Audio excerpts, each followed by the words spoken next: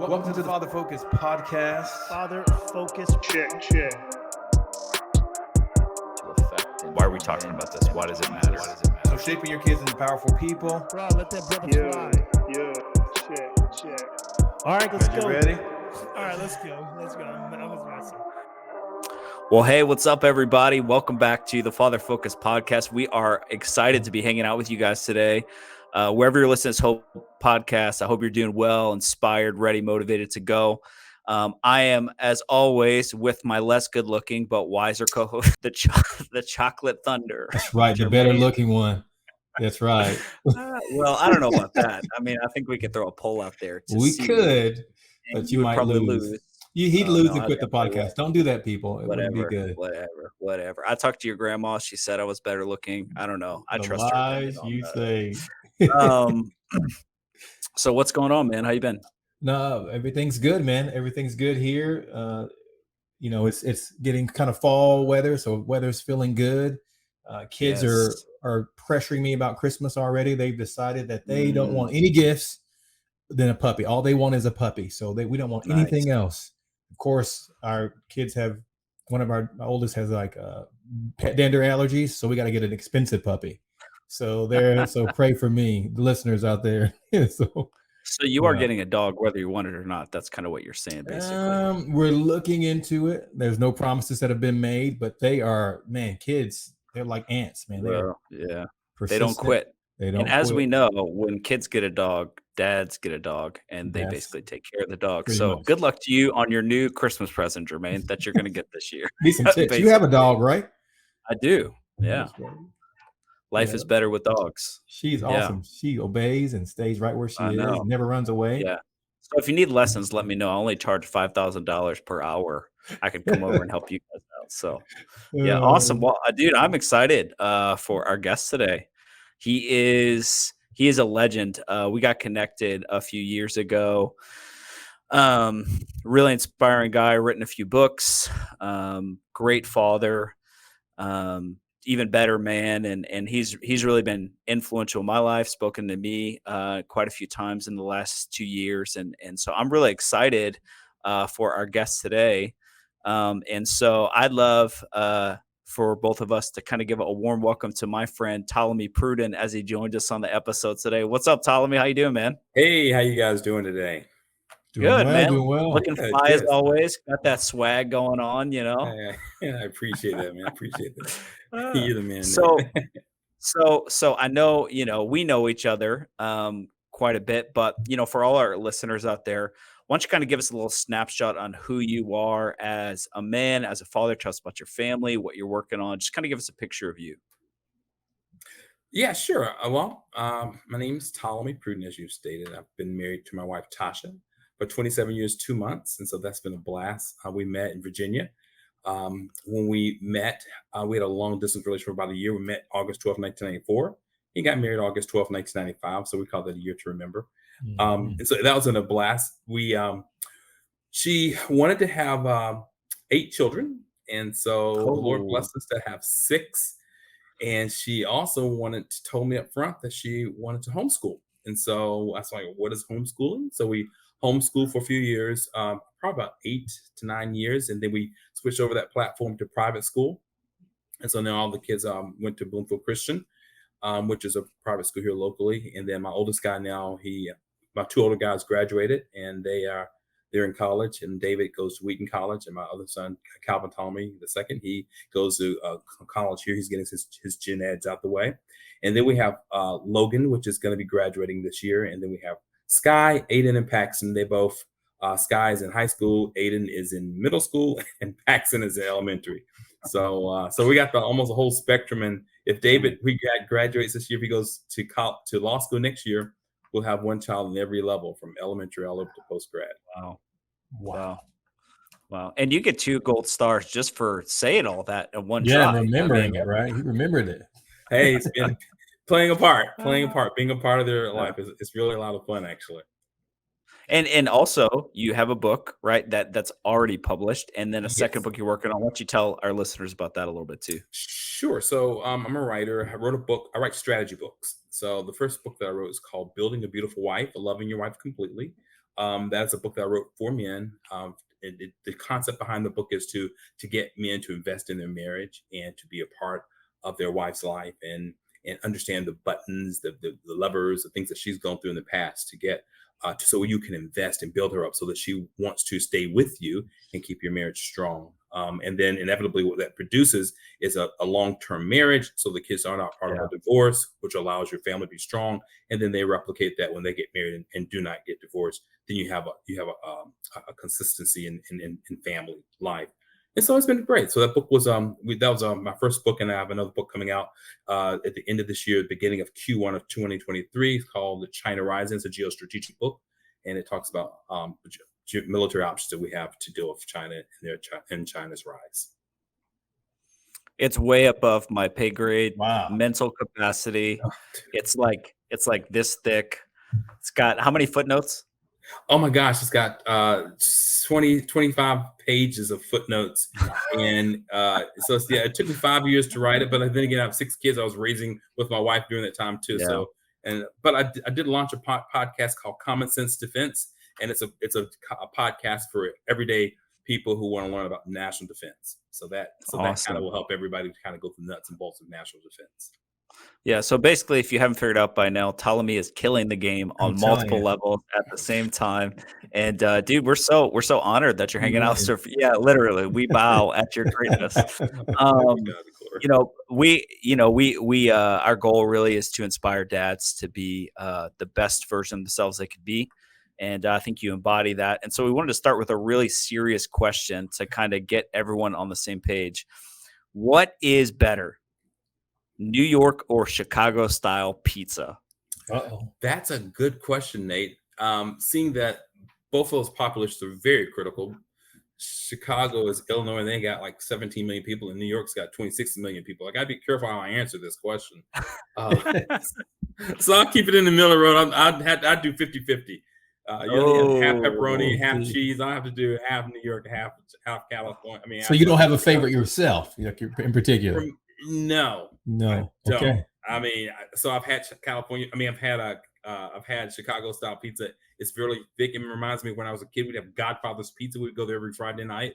And so I remember, so that's really good. And to be honest and fair, I've not had New York pizza before. So I can't answer. Yeah, I've not had New York pizza.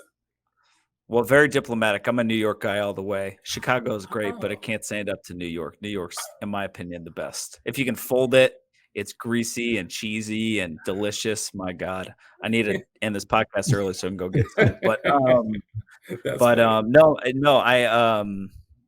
I think you're an incredible father, and I've actually interned. One of his sons interned for me for a year, and his kids were in our youth ministry for a while. So I've seen firsthand the way you raise your kids. But I think I've also seen, as probably you have, and Jermaine as well, there's a crisis of fatherhood right now in the world, right?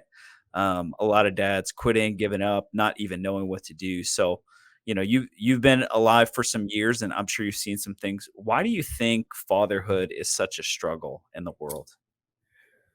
I think fatherhood is really not supposed to be a struggle. I think in the ideal state of being a father, it's a calling. It's something that God allows you, gives you the ability to do.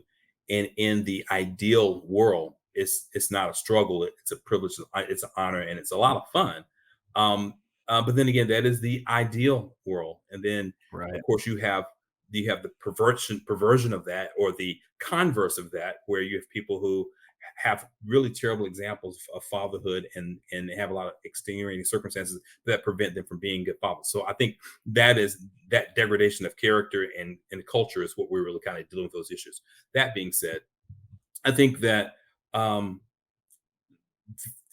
fatherhood in the world has to be where people are wanting to be a part of their children's lives, wanting to engage in their children's life. And I think some of the studies came out like a few years back, that the average father spends 57 minutes with their children in a 1 week's time.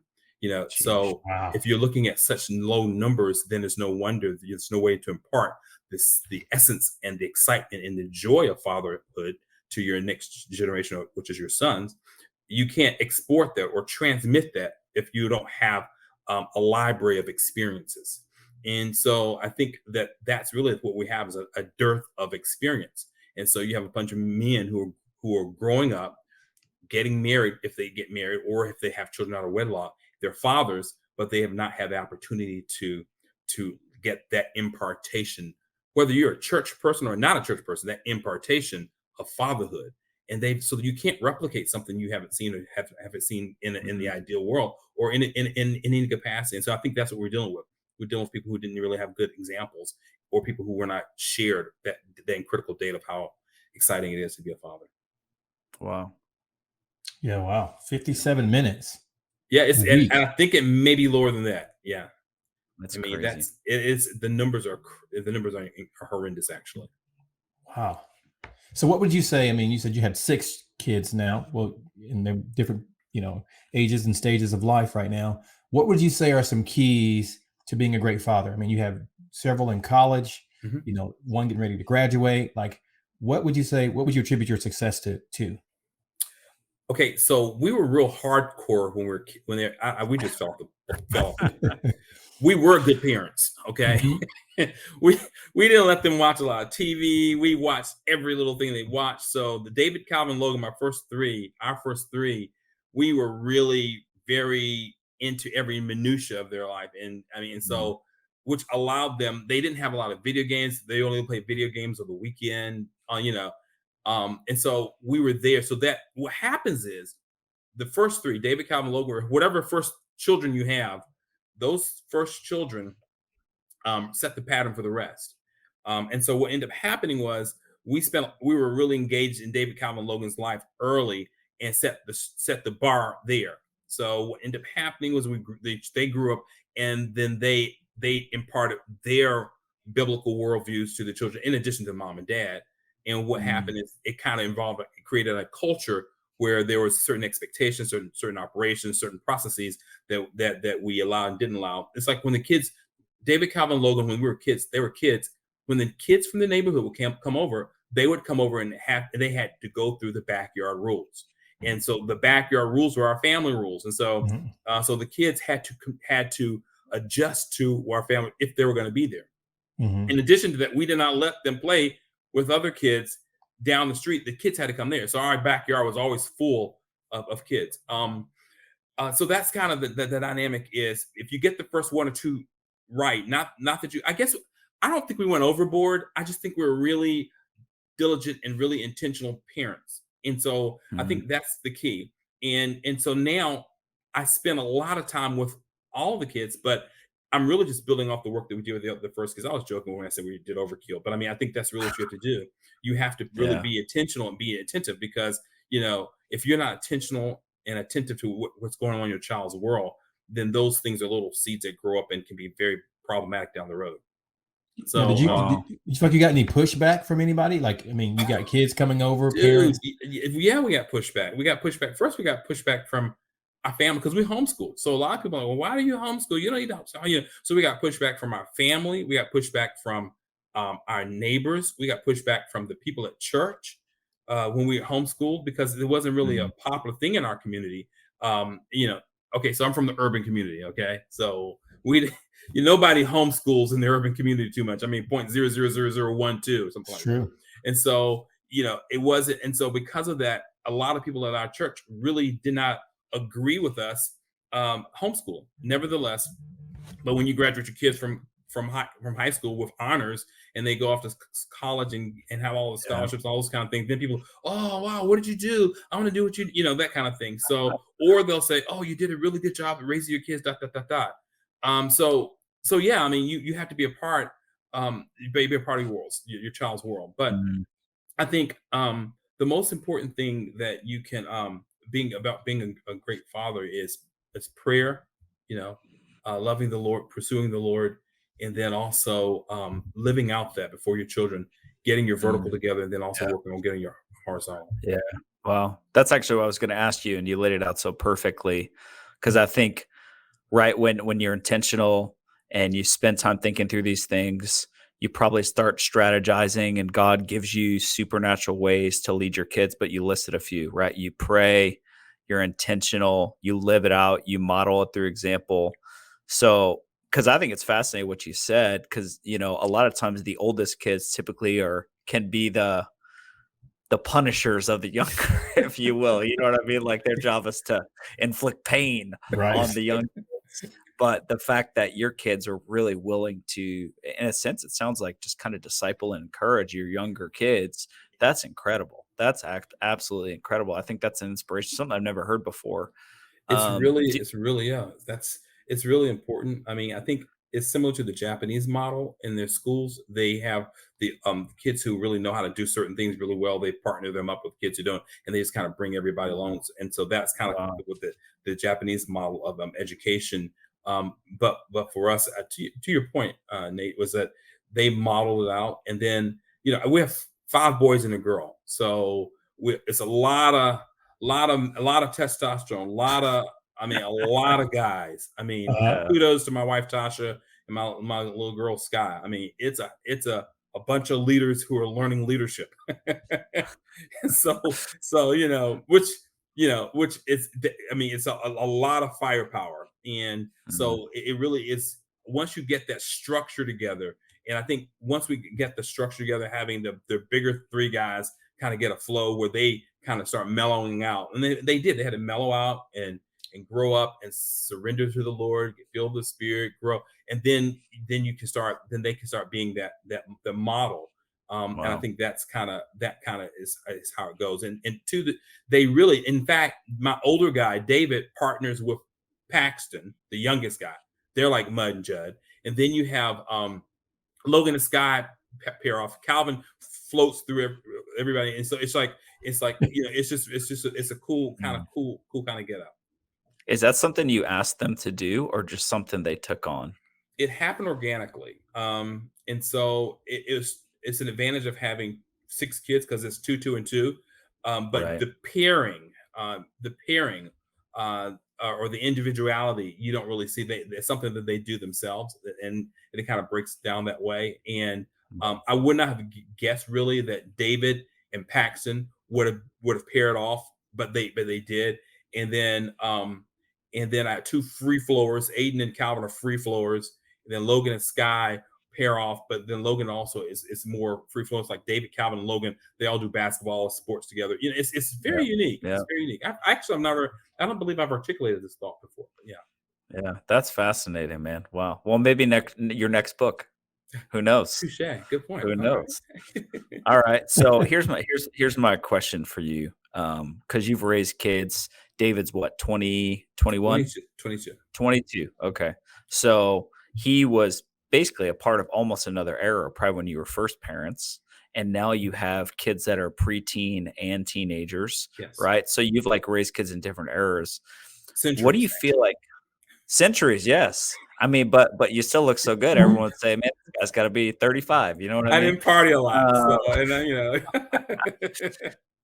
what would you say? Because probably a lot of our listeners are like millennial parents, or maybe some really older Gen Z, possibly. They're raising kids in today's era, and you have kids in that era too. So what would you tell parents? Like, what are some of the challenges? What are some of the things to look for when you're raising kids in today's society with all the pressures and cultures? How have you maintained that sense of character, integrity, and all the things you want in your kids in a very shifting, changing world? Okay, that's a very good question. Um, I think the first thing is that the biggest attack on relationships in general is the Mhm. electronic media. Um, Yeah. I think one of my sons has a million engagements on Snapchat. It's a crazy number, a million, meaning all the connections. Mhm. David, no, it was anyway TikTok. And I think David did TikTok, and over the summer he went past a certain threshold, but he started doing ministry, so he could do live streams. So he's been ministering people all over the world via Mhm. doing once he crossed the threshold to be able to go live. And so you can, if you raise your children right, and if they hold on to Jesus, those are not. I'm not saying if, but I'm just saying as they hold on to Jesus and they have a certain dynamic being raised, then that matriculates up with them to ministry into this generation, and that's really what you want. So the electronic media can develop your family and your children, or it can destroy your family and your children. And so ideally, if I could just have one big old EMP and that would solve all of our problems. I'm sorry. An EMP is an electromagnetic pulse. Please forgive me. I got it. Yeah, Jermaine was a we little got it. lost, but that was No, fine. I knew Yeah. exactly what it meant. So, I mean, There'd be no podcast though. if they they're did that. true. True. So yeah, that's the negative. That's the converse to, it's like, but boys and girls, young people, they are human beings, and human beings need to have interaction. They need to be where you can feel, touch, interact with each other. And when you take those components away from our humanness, just humanness, Right. and once you take that away, then it's like, how do I develop? How do I grow? COVID, my second son, totally got impacted by COVID because he missed everything. They missed graduation. They missed trips out of the country because they go on international trips for graduating. And so David got to go to Europe. Calvin was supposed to go to Europe, but couldn't do it because they shut everything down. He missed graduation, all the things. And so, but then that injects a whole different dynamic into your humanness because you miss out so many different pieces. And I think, so why is my kid depressed? Why is he feeling bad? Or why is he going? And how come this didn't happen to this child and happen to this? Well, because they were missing pieces that most people need. So I said that to say, you need connectivity. You need human to human contact. You need somebody to slap you every now and then. Well, maybe not, but you need that. Sure. You need some type of contact to develop properly. And when you don't have that, then you're missing those critical elements in your development. And so young men need to be able to joust and interact, fall off of something and bump their knee, and that's being a man. You gotta you can't, she Snapchat me wrong. They did send back in 15 seconds. That means she hates me. Foolishness. You go talk to the girl. Hey, do you talk? Communicate. So preach to him, telling me. So those skills, if you don't develop those skills, then inevitably it comes back and it impacts you negatively. And so electronic media is the thing that's, in my opinion, that's really hindering the development of our children. And the other thing is friends that don't have the same value set. So whether it doesn't matter whether at church, whether at school, when you raise your children a certain way, that 1 + 1 = 2, that if somebody smacks you, you turn the other cheek. I said smack twice in the same thing. But anyway, so actually, I don't. The Bible says to turn the other cheek. My thing is get them off of you and get out of there as quick as possible. I know. The Bible has their theological reasons why the Bible says turn the other cheek. It also has theological reasons why it says carrying the extra mile. Because Romans would tell the Jews to go 1 mile. They carry, but to witness and minister Christ, you go 2 miles. The one that they say, why did you do that? Well, because I serve Jesus Christ. And so in the urban community or any community, if somebody slaps you upside the head, now you get them off of you and you keep going. And well, hallelujah.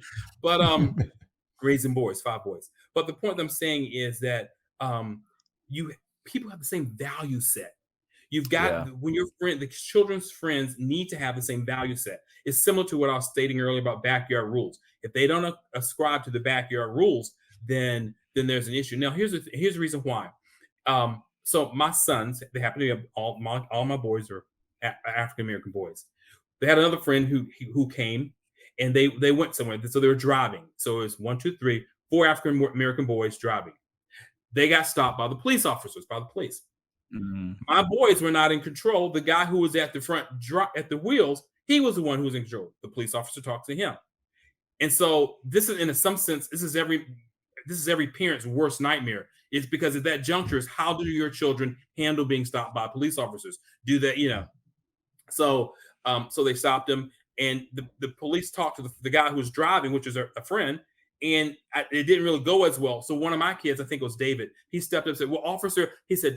He explained to him what he was trying to say, and the officer says, oh, okay, ...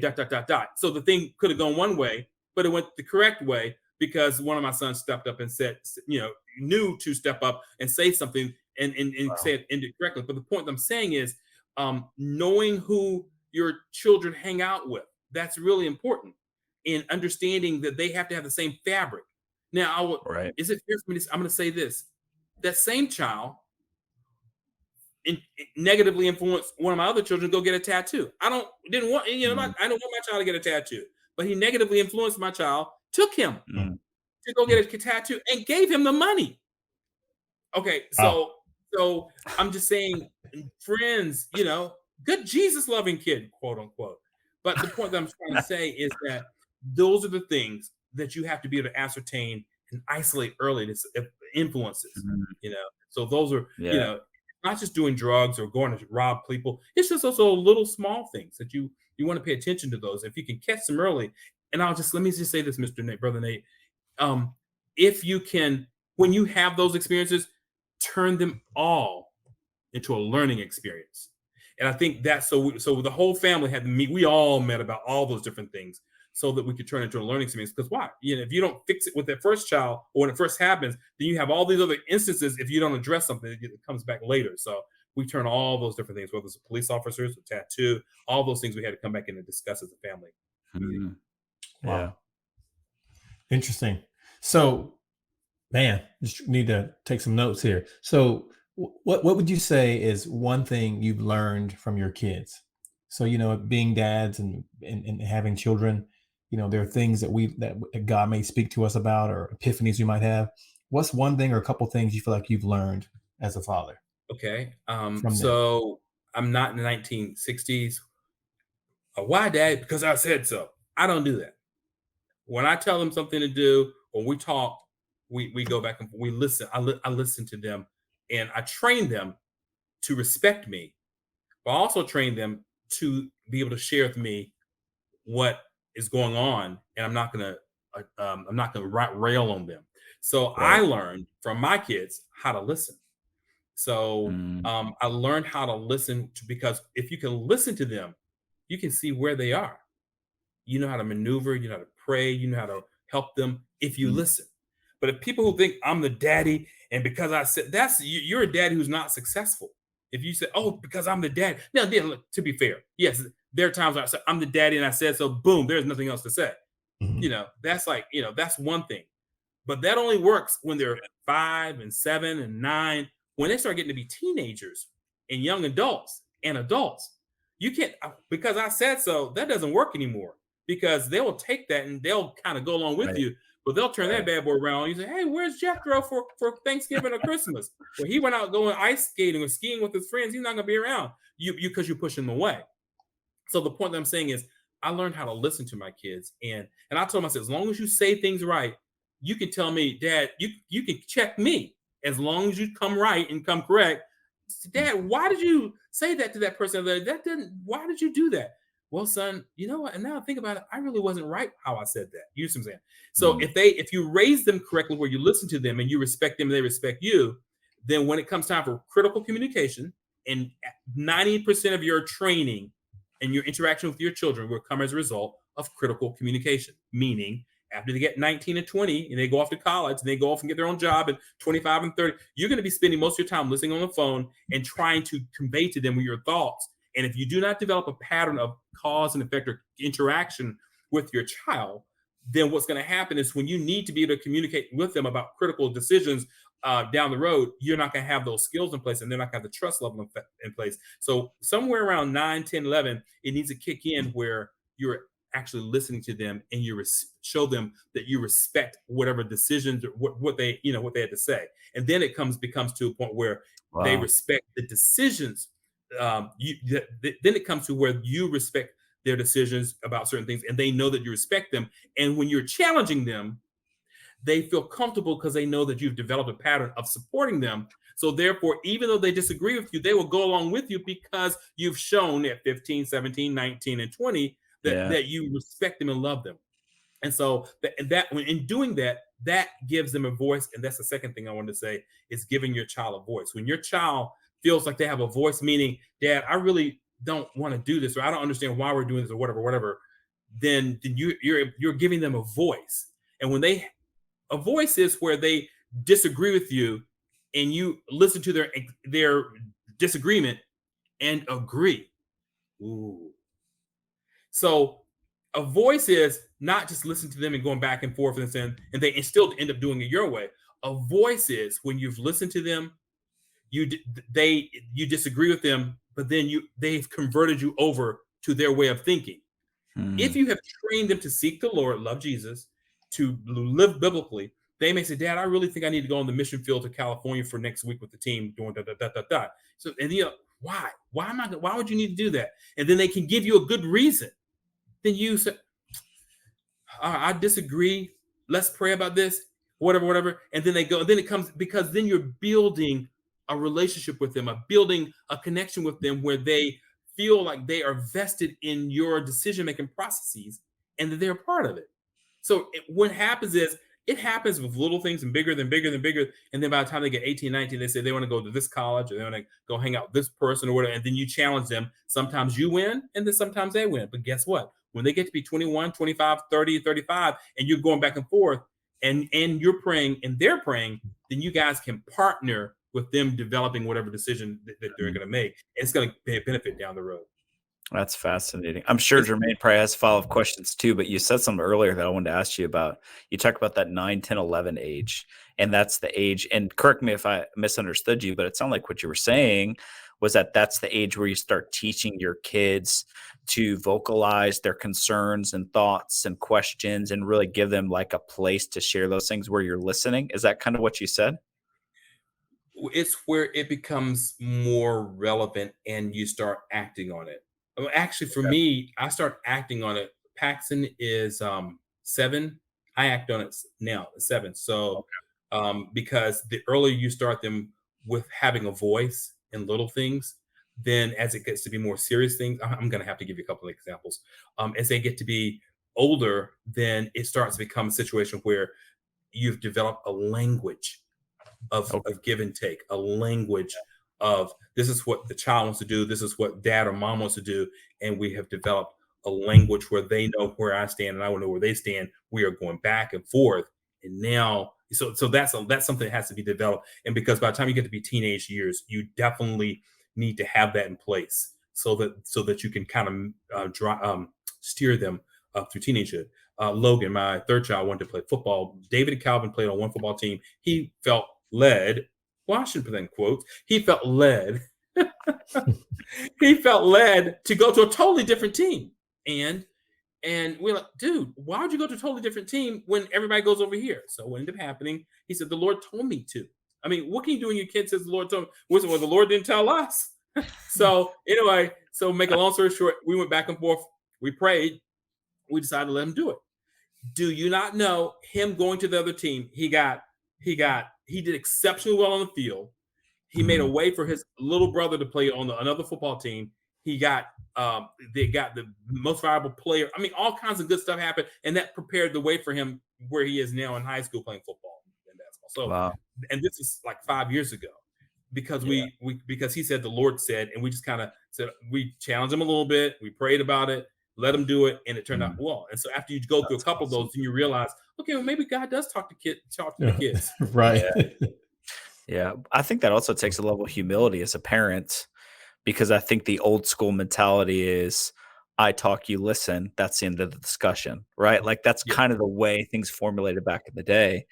But I think one of the things you bring out that's just really good is we're not building robots. We're building people. Hopefully have integrity and wisdom and character, but they develop that in the home through having a relationship with their parents, right?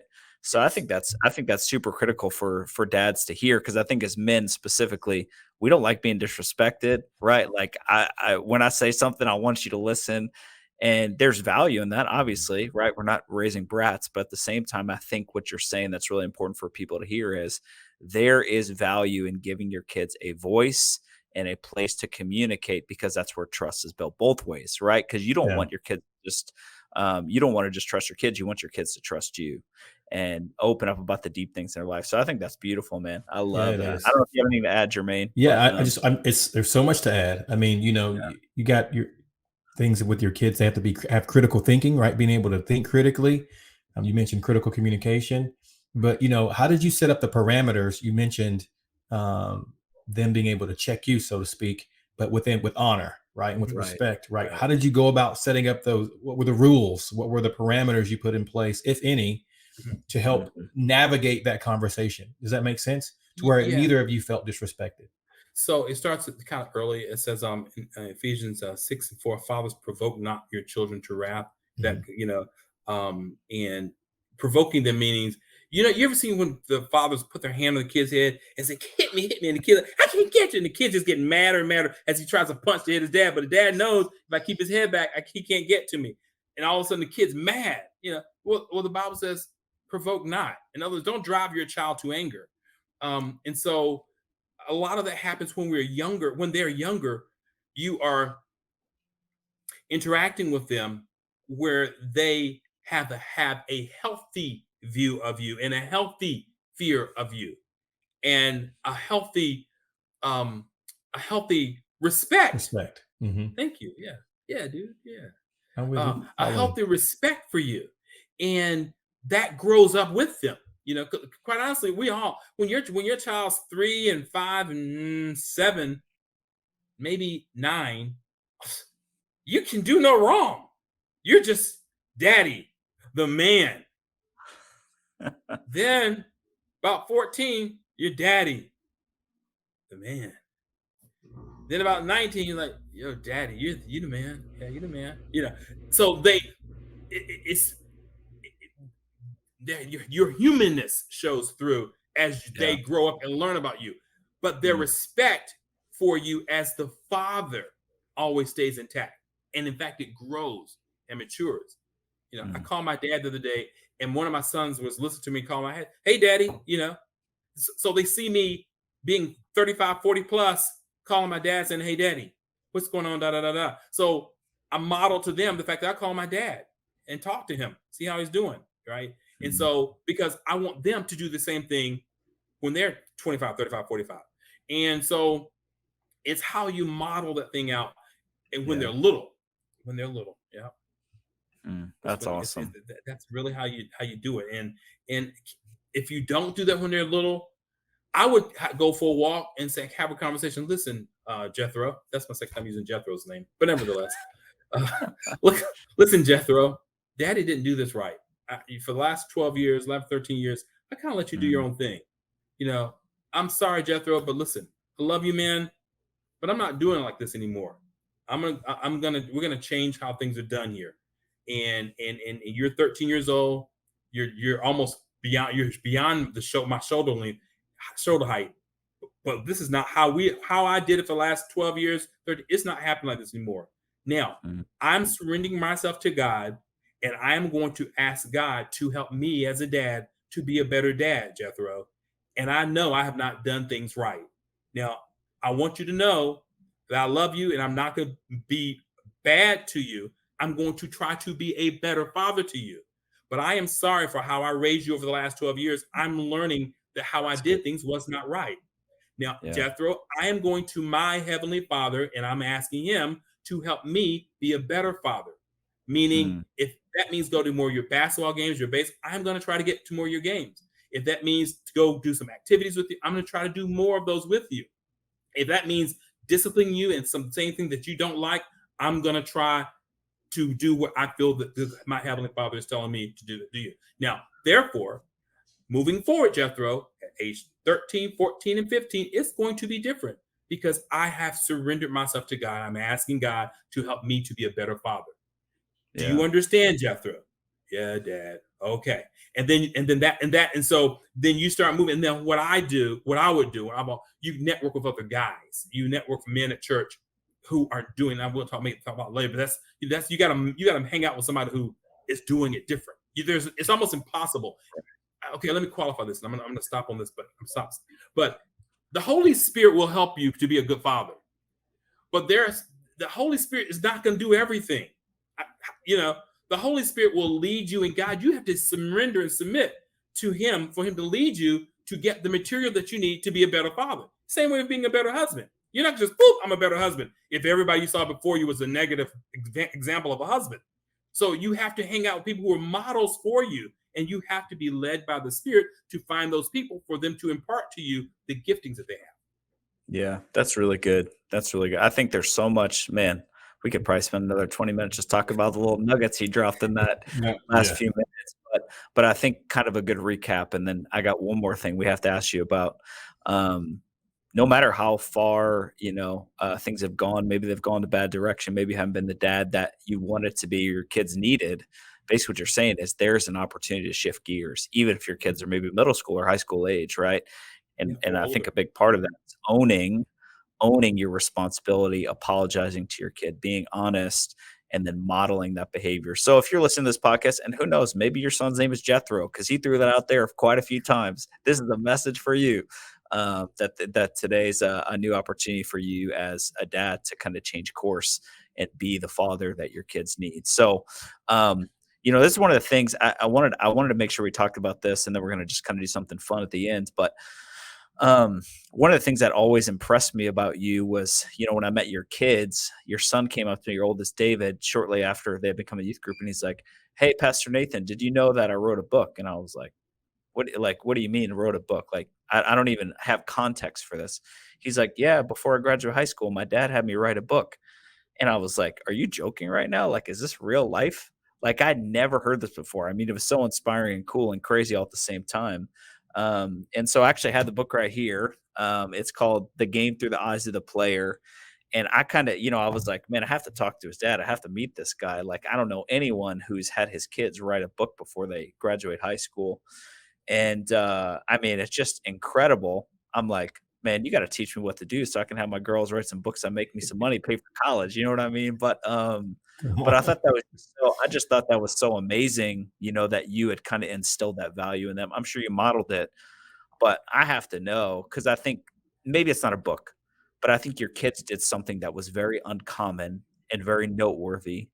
Um, and I'm sure that you and your wife really inspired them to do that. So kind of tell us a story about that. Tell us like how that even transpired. Like, what's the practical application for parents who want their kids to be wildly uncommon and successful in extraordinary ways? Because we don't think about 18-year-olds writing books. So what happened there? So David loves football, and whether it's football or for me, it was rocketry, aircraft, and weapon systems when I was a kid. So whatever that thing is, and it's legal, you're letting the Spirit of the Lord breathe and pour His water on that for it to grow. So for him, it was football. So he loved footballs, but he saw, he would always read books on football and study dot. And I said, "David, why don't you?" He was 14 at the time. Why don't you write a book about football and about leadership and things like that? Because I saw him doing those things and working for the kids and what have you. And so, sure enough, he started when he was 14, 15, somewhere through there. Wow. He worked on it for on and on and on. And so, really, Nate, it was about him completing it before he graduated. And he was learning all these advanced things at school, and so it's like him writing is not an issue, just him taking the time to finish it. And sure enough, he finished it before he graduated, and that's what he did. So the point was finding that nugget or whatever your kid is gifted in, and then investing in the child, but yet submitting it to the Lord and just kind of being there, and it will take on its own life. Whether it's music, whether it's art, whether it's a book, whether it's breaking a motor down or engine and rebuilding it, it's finding whatever the niche is. And the kids replicate their parents. And so, I mean, it was easy for me to challenge him to do that because I saw how easy it was having written a book before that. And so I knew that he had the capability. So I didn't push him beyond what he was capable of doing. It was something that he already innately had or was gifted in doing. And so I just had to encourage him to continue to complete it. And then, sure enough, he was able to buy books for college with that. Wow. I mean, so he was able to make something happen for his education. I mean, his education was very expensive actually too. So we're still paying for it actually. But anyway, but it was a benefit, and he was able to use. And he was on. I guess he's done presentations. He's done speeches. He's gone to churches. Wow. He's done. I think radio stuff. I mean, so that has opened up a lot of doors for him, and even in college, it has opened up doors for him. Yeah, that's awesome. That's Wow. so cool. That is cool. Well, before we wrap up, we just want to do something fun. So this is fun, and we want you just to think, first thing that comes to your mind. We have some questions we want to ask just for fun for our audience. So no pressure. Are you ready? Okay. So What's your favorite part about being a dad? Laughing.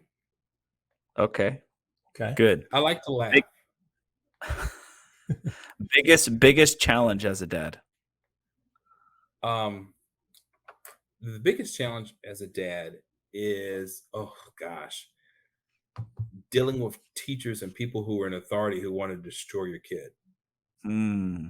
That's the biggest challenge. I mean, David, when he was a kid, people were trying, because of the giftings in them. There are people who see their gifting and they don't know, but their heart and their spirit wants to crush it down. My little kid Paxton, just second grade, deals with people who are over him, who, okay, well, I gotta be careful how I say it, but anyway, so people who don't want the best for your child, either because of the color of their skin or because, I think, more so the calling on their life. And so what happens, people see those leadership capabilities or those type of skills, and they try to snuff it down. And so as a parent, it hurts you. And so you got to say, God, how do I handle this? And so if your child, as most children are called to change the world or impact the world, you're going to deal with opposition. And so that spiritual warfare involved with that that's the hard one. Is actually dealing with and being a good parent yourself and trying to, but it is absolutely people who are trying to hinder your children and not really know how to handle those things. When you need people, you don't need to be at war with people. Right. So first thoughts when you found out your wife was pregnant. What were your first thoughts? Oh, woo! Yeah, I was excited. Oh, wow, that's awesome. And that happened 6 times. So you're excited every time. All right, here's one. I was excited.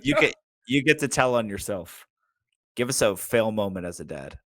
Quick story. Okay.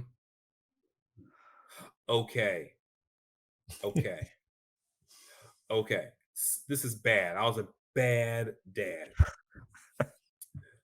Tornadoes. And our community was all, and so this is like a year and a half ago. This is bad. And I'm gonna cry. No, I'm just kidding. I'm not gonna cry. So we were having tornadoes in our house, and everybody was scared. And we had gone into the bathroom, the closed in, because if you're inside of 4 walls, it's hard to break bathrooms because they're on the inside. And so so the whole family was in the bathroom, and the doors was closed. Those doors were closed. And so the alarms going off, everything's going on. And then on the TV, they would tell you, okay, everything is passed by. And so my daughter, so mean. This is bad. My daughter went to the TV and she said, okay, it says that we can all come out now, everything's okay. And so we came out, and then I said, Sky, I thought you said we could come out. It's still saying we're in emergency mode here. And she almost like screamed and cried, like, no, I'm sorry. And so make a whole story short, she thought she had killed the whole family because I was playing a game. As I was a bad dad, I was playing a game like, oh my gosh, we need to get back into the bathroom because and so she thought that she gave us the wrong information. And so that was literally one of the worst things I've ever done, because it hurt her so badly because she was afraid that she had hurt the pet. So that was definitely a fail mode. To this day, I apologize to her for doing that. So sometimes things that you think is funny for a child, it's not funny at all. I mean, she's not a child. She was at the time 15 years old. So she didn't find it funny at all. So practical jokes on your kids. Yeah, I get it. Yeah, and I don't do practical jokes. I'm a straight shooter. I'm not I'm not like you, Nate. It's just that I don't play games. I like to play, but I don't play. And that helps a lot too, because my kids respect me because they know if I say A or B, they're not having a second guess. Oh, I tell you, because that can benefit. That saves their life too. If you're out walking or whatever, they don't second guess you. They immediately stop. I mean, it saved their life 3 or 4 times when we're out as a family, because it's really logistically very complex walking down the street or walking at events or functions with lots of people. When you have 6 kids holding hands and making sure that can be, if they don't follow your instructions or you don't train them correctly, you can lose a child because they don't listen, they're not responsive, or they don't believe you, and so that we've had several cases where that has helped actually. Sorry. Yeah, that's awesome. That's awesome. That is awesome. So what's one thing you do that you would say that makes a big impact on your kids? Cheering for them. I cheer for them So for me, when I cheer at critical spots, whether it's a volleyball game, a football game, a basketball game. Cheering for me is a prayer. And so what I do is I cheer for them in the game, but what I do is I cheer when something negative has happened on the other team, or so it influences the whole environment. When something good happens on your team, you're cheering, it throws the other teams off, and so I cheer for my kids in their games, and they win games. After I finish this, my kid has a soccer game. I'm going to go straight to it and cheer in that game, and he's going to win the game. I've seen games where my kids win when I'm there, and when I'm not there, they don't win. And so for me, I think. Hey, Ptolemy, actually, there's a Saints game on Sunday. That's really important. His kids don't play for this. I need you to take whatever you can can get, right? Oh, that's fascinating. That's awesome. That's awesome. Well, perfect. That is awesome. I appreciate you. Yeah. Well, Ptolemy, thank you so much for being on the show, man. It was so much that you shared. That, wow, we could take another 30 minutes. We probably have to have you back on again for sure. Yeah, for sure we do. Yeah, just to deal with some of the nuggets that you threw out there, just kind of casually. Yeah. So it was so good. But thank you so much for taking time to be with us. Thank you, guys. Blessings to you guys. I really give you thumbs up for the efforts that you guys are doing, because fatherhood is so important, and being able to invest in the men who are on the mission of fathering is critical. And so the job that you have is very, very critical. And I thank God that you guys are in the media, that it can be replicated across the country and across the world. Yeah, absolutely. Well, keep killing the game, man, for sure. And we appreciate you being on here. And for all our listeners out there, we're just going to thank you guys for hanging out with us. Yes. Do us a favor, man. Share this with people that you know. Share this with fathers that need motivation and encouragement to be the dad that they're supposed to be. You can subscribe to this podcast on Spotify, Apple, really anywhere podcasts are found. And follow us on Instagram, Father Focus Podcast. We'd love support. If you have questions or thoughts, send them our way. And we hope you continue to kill it at the father game as we all try to be the best dads we can be. Yes. We appreciate you guys. Have a great week. Peace out. See you soon.